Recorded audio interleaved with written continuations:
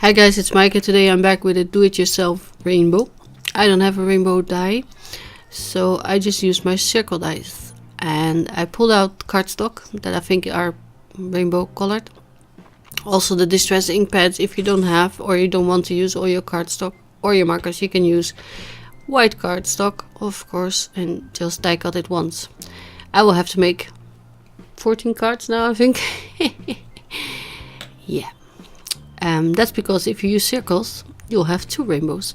And if you don't care about the order in which your rainbow is, then you can make them all. If you want them to be in a precise order, like I did on my card, then you're probably better off either die cutting the circles one by one, or die cutting it from white cardstock and coloring your strips. This is the order for the markers that I like to use. And I'm using the Stampin' Bella set of unicorns that I already colored in my bowl.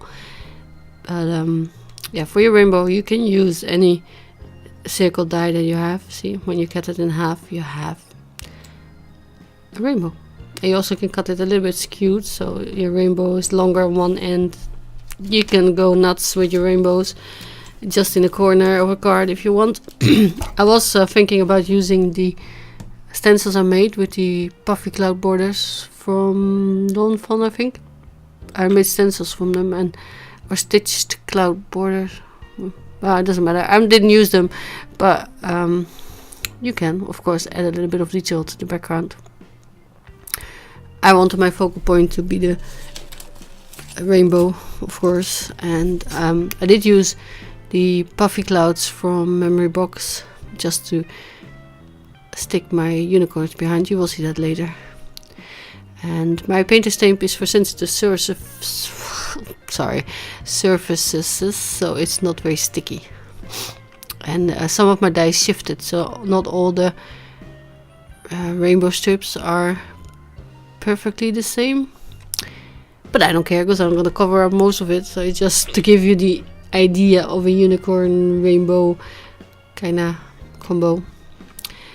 And yeah, sorry, I was off to get new plates because in the red one I didn't cut very well, so I thought it was my bowed plates,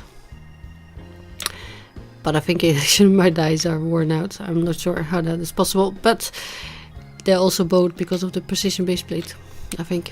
But yeah, I managed, and I liked it that they stuck together a little bit because it makes it easier to pick out the ring that you want. And here's the one I used carved pumpkin on just to color it.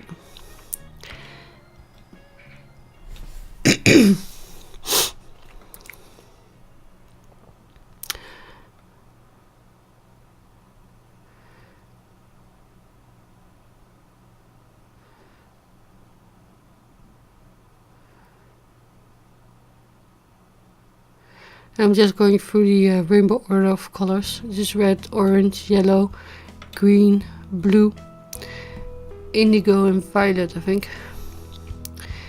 I didn't use 7 colors because I thought that the last one was a little bit too small and it wouldn't look like a rainbow anymore.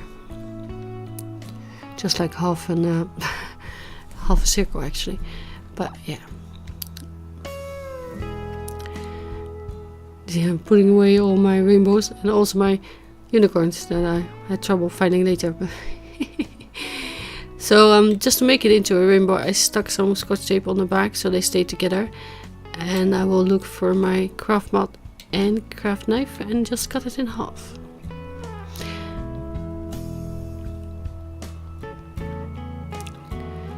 And you can see some strips are wider on one side and a little bit smaller in it. Yeah, that's when you do the DIY. But I wanted to show you that if you have circle dies, you maybe don't need the rainbow dies as well. So after I cut them, I didn't stick together the other bit. I'm just going to use this one for now. I'm cutting off the extra bits of scotch tape and then using some tape runner to put it on the card base. And just to save on dimension, I only popped up the clouds, which are these from Memory Box, and I only used the big one. so they're two the same ones. And if I had used unpatterned paper, there's a logo on the back, I could have turned it around, but yeah, I couldn't. So they're the same, but I didn't add any shading to them. You can, of course, but I like the the pop of color the rainbow gives. And then I want the unicorns to be the star of my show, and this is where I'm looking for them. They're gone. Yeah, there they are. I found them. And for the sentiment, I decided to use the Simon Says Stamp Believe sentiment. And I was toying with using the die or the stamp set, and I used the stamp set. And I added a little bit of shine on the red heart with the Sharpie, white Sharpie. And also because my red bled a little bit, I was trying to clean that up. It's very hard to clean up with your blending pen, by the way. I tried, didn't work. And then yeah, I'm just stamping the sentiment with my stamp position, of course.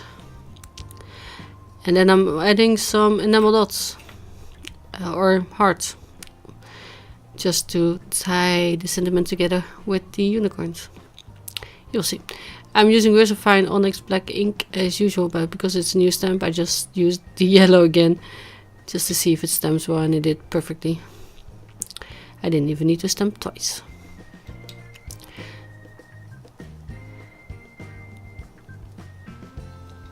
See, at this point you can still add cloud if you want with ink blending. But I just opted for these generic brand enamel hearts.